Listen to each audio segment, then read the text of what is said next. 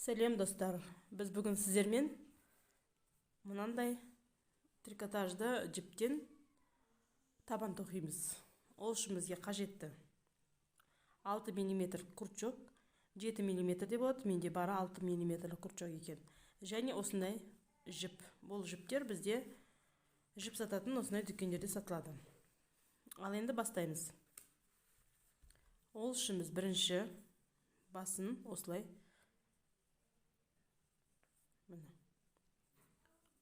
осылай шығарып аламыз.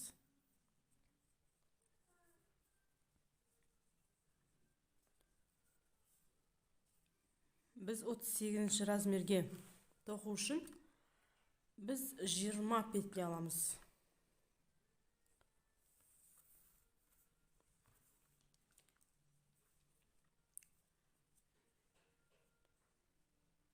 Бір,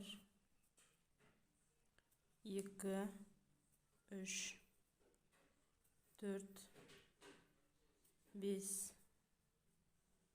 алты, жеті, сегіз, тоғыз, 10, 11, 12, 13, 14, 15, 16, 17, 18, 19, міне 20 петля, воздушный петлямен 20 петля жасадық.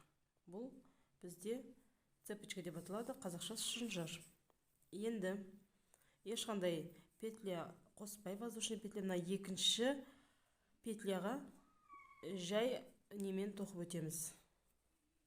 Без ничего воздушный петля тоқимыз. Енді дальше осы қатармен осымен 9 без накида петля тоқимыз. Біреу кетті, екеу, үшеу, төртеу, бесеу, алтау,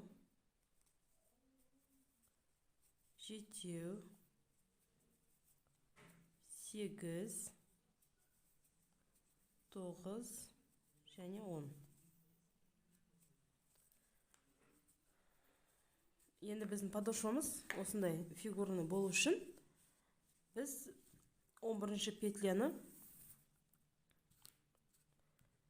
полустолбик тоқимыз. Бұлай бір крючокқа іліп аламыздағы. Міне, крючокта 2 петля ғой бізде. Сол 2-3 петляны бірге тоқып өтеміз. Бұл полустолбик деп аталады бізде. Алдыңғы видеоларымды көрсеңіздер, түсінікті болады. Енді ары қарай біз столбик с одним накидом тоқып өтеміз. Мынау басындағы петляға дейін, соңғы петляға дейін.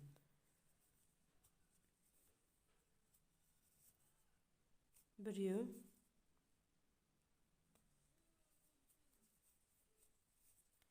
екеу,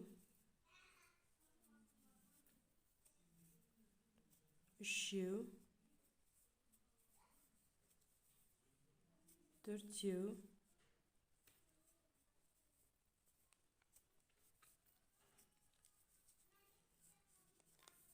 бесеу,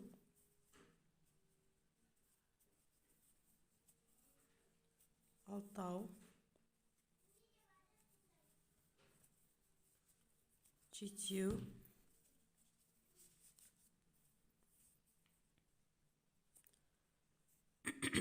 Енді мына соңғы петляға біз 6 с одним накидом петля тоқимыз. Бір петляның ішіне 6 накидпен тоқып шығамыз. Өйткені бізде басы круг болып айналу үшін.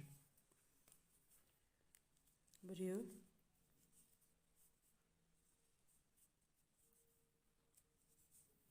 екеу, үшеу,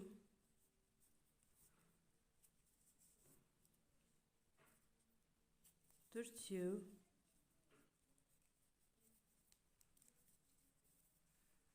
бесеу, соңғысы алтау. мына бас жағы шығып кетпес үшін мынаны қатты тартасыздар. Сонда міне жиырылды. Көрдіңіздер ғой, басы осындай фигура болды. Енді мына бір жетін дәл мына жақта қалай тоқыдық, солай тоқып өтеміз.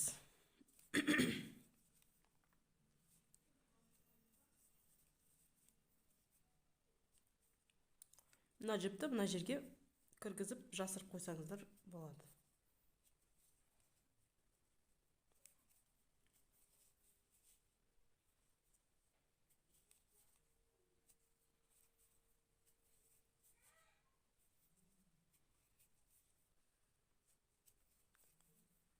Үшеу,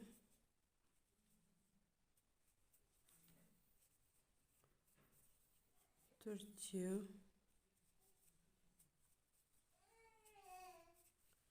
бесеу,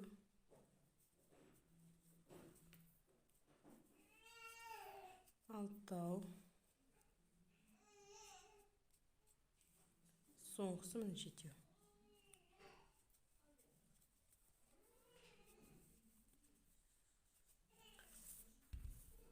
Енді полустолбик тоқимыз.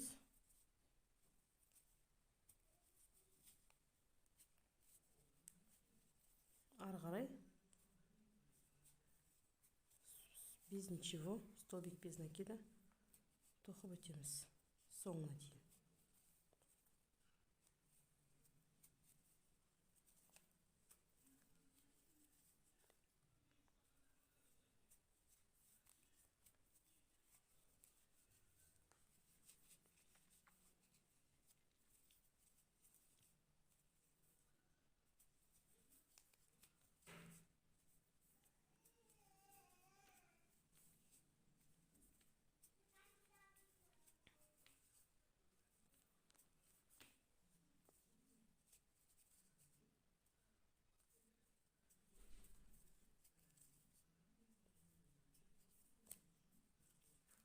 Сегіз болды. Соңғы 9-шына біз 2 петля тоқимыз. Без ничего. Біреу, екеу. Енді соңғы басына біріктіреміз. Мына петляның соңғы несіне кіргізіп, міне бізде екінші айналым аяқталды. Енді үшінші айналымда біз 2 воздушный петля жоғары тоқимыз. Біреу, екеу.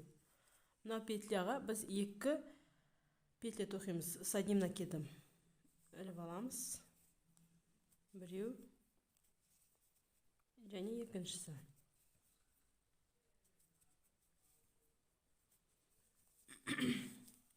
Және мынау бас жағына дейін, мынау кругқа дейін без ничего, ешқандай қоспаймыз. Петля жаңағы с одним накидом тоқып өтеміз. Бір накид қосып.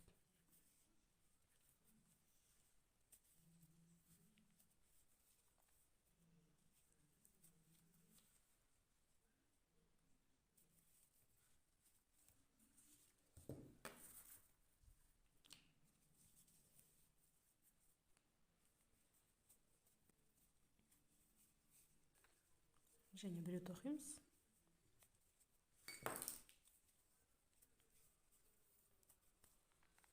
Енді жоқ, тағы да біреу тоқиды екенбіз. Енді мынау 6 петля тоқыдық қой. Соның әр қайсына 2 петлядан тоқимыз. Мына жерге 2 петля с одним накидом, мына жерге 2 петля с одним накидом, дәл ортасына 3 петля с одним накидом, және екі шетіне ары қарай осы рядтағыдай қайталанады. Түсінікті болу үшін тоқып көрсетейін.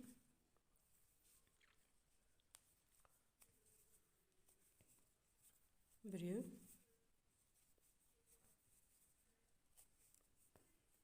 екеу, біреу,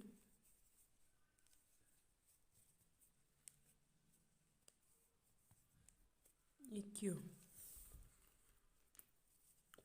Дәл ортасына біз үшеу тоқимыз.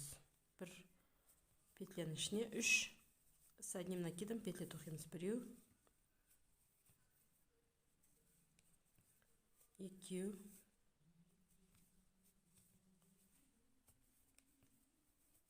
3 ары қарай осы рядтағыдай қайталанады. Міне біз тоқып келдік соңына дейін. Енді мына жерде біз бағана 2 петля тоққанбыз. Соны біз қазір көрсетемін.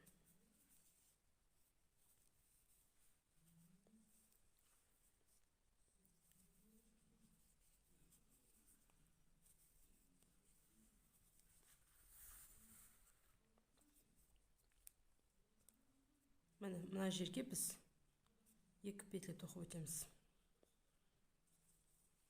Жоқ, мынаған 1 петля тоқимыз с одним накидом.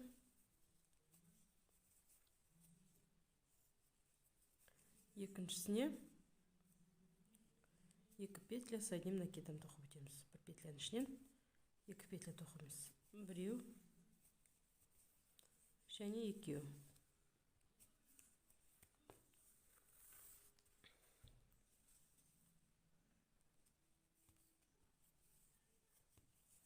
Енді мынау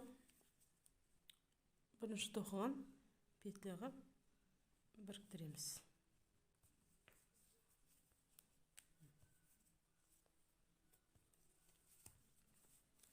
Енді бізде соңғы ряд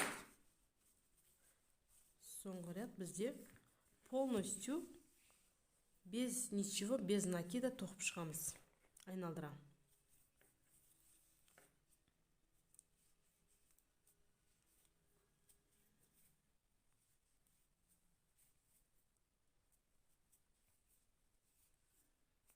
Ешқандай петля қоспаймыз. Соңына дейін осылай тоқып өтеміз. Бұл бізде соңғы ряд.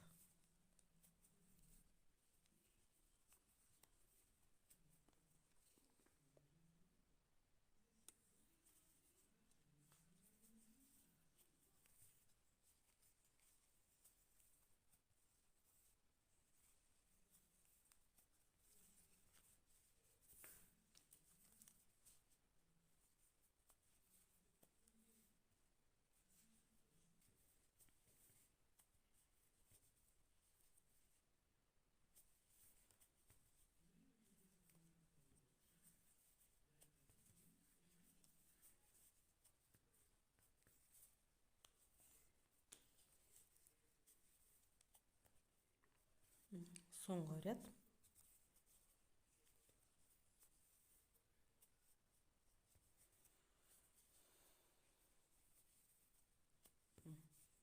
Мына соңғы петляға соңғысына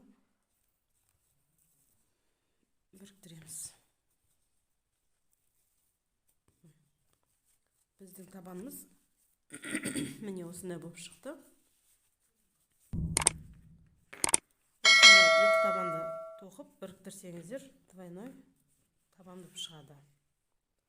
Осымен менің видеом аяқталды. Сау болыңыздар.